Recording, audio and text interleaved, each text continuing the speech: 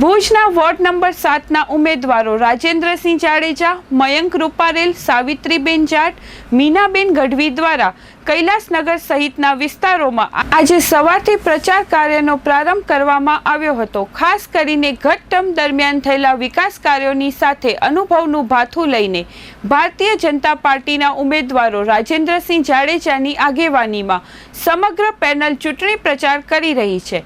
રાજેન્દ્રસિંહ જાડેજાએ આ અંગે ચંચળ ન્યૂઝ સાથે વાત કરી હતી। વોર્ડ નંબર 7ની અંદર લોક સંપર્કનો કાર્યક્રમ અત્યારે પણ ચાલુ છે।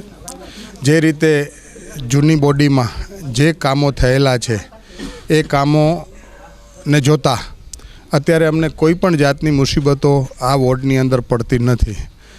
બેન શ્રી રશ્મિબેને, ભાઈ શ્રી કમલભાઈ, મહીદીપસિંહજી અને સાવિત્રીબેનની ટીમે જેટલા પણ જે કામો હતા વિકાસના કામો એ પરિપૂર્ણ કર્યા છે। જે ખૂટવતના કામો જે રહેલા છે એ અમારી ટીમ આગળના ઓલામાં પણ અમે પૂર્ણ કરશું એવી આપના માધ્યમથી સૌને ખાતરી આપીએ છીએ। જ્યારે ભારતીય જનતા પાર્ટીની વાત હોય અને ભારતીય જનતા પાર્ટીમાંથી 4 ઉમેદવારની પેનલ હોય, સામે પેનલ પણ પૂરી નથી, સામે 2 વ્યક્તિઓ જ્યારે ઉપતા હોય એટલે આ તો શિક્ષિત વર્ગ છે અને શિક્ષિત વિસ્તારમાંથી જ્યારે આપણે ઉપતા હોઈએ એટલે પહેલી તો પેનલ પૂરી નથી થતી એટલે કોઈ લોકો પોતાનો મત બગાડે નહીં।